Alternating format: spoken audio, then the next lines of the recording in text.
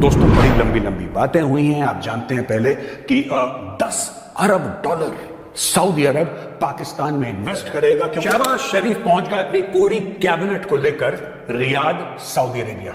ये और वहां पे उनकी मीटिंग होगी Mohammed bin Salman crown prince of Saudi Arabia से। ये क्यों पहुंचा Riyadh? 8th edition of the future investment initiative. क्योंकि अचानक पाकिस्तान के अंदर तेल के कुएं पाए गए। अचानक पाकिस्तान के अंदर 200 से लेकर 250 अरब डॉलर के कोयला, उसकी खानें, उसकी खदानें पाई गई पाकिस्तान में।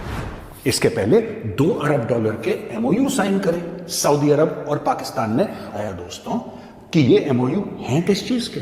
जो पूरी इन्वेस्टमेंट है दोस्तों, इसमें $70 मिलियन एग्रीकल्चरल सेक्टर में सऊदी की इन्वेस्टमेंट का भी एक एमओयू है। दोस्तों बड़ी ये अजीब सी बात है यार, ये बड़ी अजीब सी बात है। शहबाज शरीफ पहुंच गए अपनी पूरी कैबिनेट को लेकर रियाद सऊदी अरेबिया। ये क्यों पहुंचे Riyadh? 8th edition of the future investment initiative, यानी कि ये गए हैं पाकिस्तान में इन्वेस्टमेंट मांगने के लिए। दोस्तों बड़ी लंबी लंबी बातें हुई हैं। आप जानते हैं पहले कि 10 अरब डॉलर सऊदी अरब पाकिस्तान में इन्वेस्ट करेगा क्योंकि अचानक पाकिस्तान के अंदर तेल के कुएं पाए गए।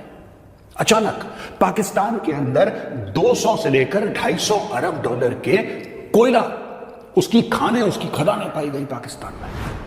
अचानक पाकिस्तान में दूध और शहद की नहरें पाई गई। ये किसी को नहीं पता है, ये सिर्फ पाकिस्तानियों को पता है। इसके पहले 2 अरब डॉलर के एमओयू साइन करें सऊदी अरब और पाकिस्तान ने और बोला इन्वेस्टमेंट, लेकिन आज तक अपनी कौम को यह नहीं बताया दोस्तों कि ये एमओयू हैं किस चीज के। क्या ये कॉन्ट्रैक्ट में ये तब्दील होंगे? इस अभी इन लोगों ने 8 अरब डॉलर आईएमएफ से मांगे और वहां पे उनकी मीटिंग होगी Mohammed bin Salman crown prince of Saudi Arabia से। ये जो पूरी इन्वेस्टमेंट है दोस्तों, इसमें $70 मिलियन एग्रीकल्चरल सेक्टर में सऊदी की इन्वेस्टमेंट का भी एक एमओयू है। $70 मिलियन। आज मैं आपको बता दूं ये एमओयू क्या है। ये भी सऊदी आएंगे, जमीन खरीदेंगे, क्योंकि पाकिस्तान में there is nothing called agriculture. ये झूठ बोलते हैं एक दूसरे से। सऊदी आएंगे, $70 मिलियन देंगे, इनकी जमीनें ले जाएंगे। इन्होंने अपने एयरपोर्ट गिरवी रखवा दिए, इन्होंने अपने मोटरवेज गिरवी रखवा दिए, ये अपनी जमीनें भी गिरवी रखवाएंगे। इसमें क्या दिक्कत है? Speaker of the Russian federation council Valentina Matviyenko, इनसे मिले आसिफ अली जरदारी, राष्ट्रपति पाकिस्तान। गुहार क्या लगाई कि हमें ब्रिक्स का मेंबर बनना है। दोस्तों बड़ी ये अजीब सी बात है यार, ये बड़ी अजीब सी बात है। पाकिस्तान कहता है कि हमें ब्रिक्स का मेंबर बनना है और उसका ये कहना है कि भारत ने हमारे खिलाफ साजिश कर दी है। भारत ने एक बहुत बड़ा हिंदुओं और यहूदियों ने एक गेम कर दिया। वरना पाकिस्तान जैसे अजीम मुल्क को कौन मना कर सकता है यार? कोई मना कर सकता है? किसी का औकात है? वो तो साजिश हो गई। साजिश के चलते पाकिस्तान रुक गया, वरना पाकिस्तान भी ब्रिक्स का मेंबर होता। पाकिस्तान के घाव जो है ना, ये ब्रिक्स वाला घाव है, इसके अंदर नमक छिड़का है किसने? अब दोस्तों Saudi Arab, Iran, Ethiopia, United Arab Emirates, Egypt, Argentina, इनमें से किसी के पास न्यूक्लियर बम तो है नहीं। ईरान के पास भी कंफर्म्ड नहीं है, लेकिन ये सारे के सारे ब्रिक्स के परमानेंट मेंबर बन गए। पाकिस्तान तिलमिला गया। ऐसा कैसे हो सकता है यार? ऐसा किस तरीके से हो सकता है कि पाकिस्तान जो कि उम्मा का चुम्मा है, पाकिस्तान वो मुल्क है जो कलमा पढ़ के बना है, पाकिस्तान वो मुल्क है जिसमें जज्बे वाली कौम रहती है, पाकिस्तान वो मुल्क है जिसके पास न्यूक्लियर वेपन्स है, आलम इस्लाम का किला है यार पाकिस्तान। हल्का समझते हो तुम लोग? यहां पे 2-2 कौड़ी की अर्जेंटीना और ईरान को तुम बना रहे हो, तो पाकिस्तान को नहीं बना रहे, तो साजिश है। अब ये साजिश हो गई तो पाकिस्तानी गए हैं, इनका राष्ट्रपति गया है भीख मांगने रशिया से कि यार किसी तरीके से हमें ब्रिक्स में शामिल कर लो यार।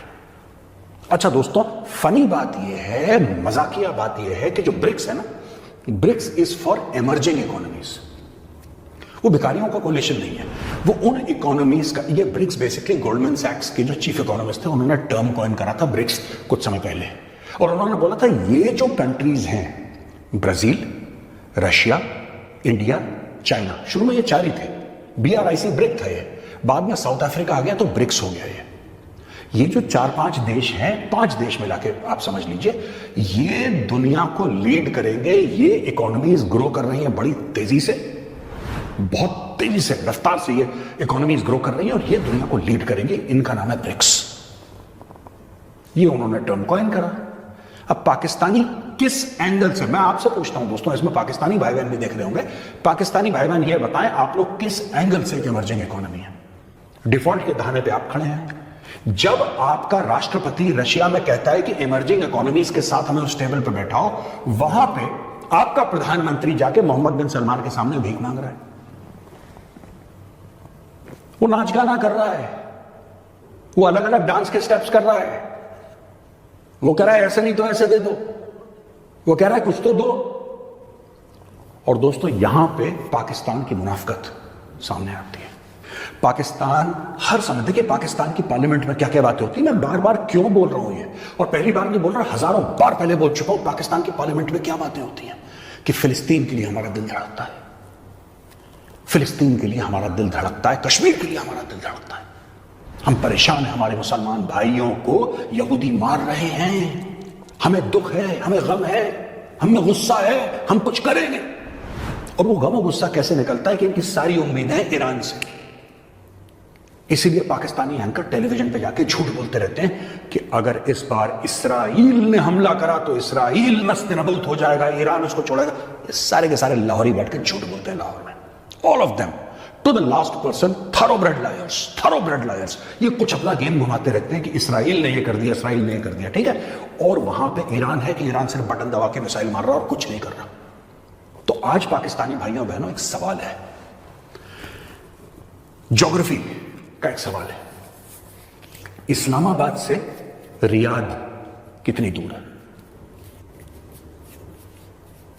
इस्लामाबाद से मॉस्को कितनी दूर है?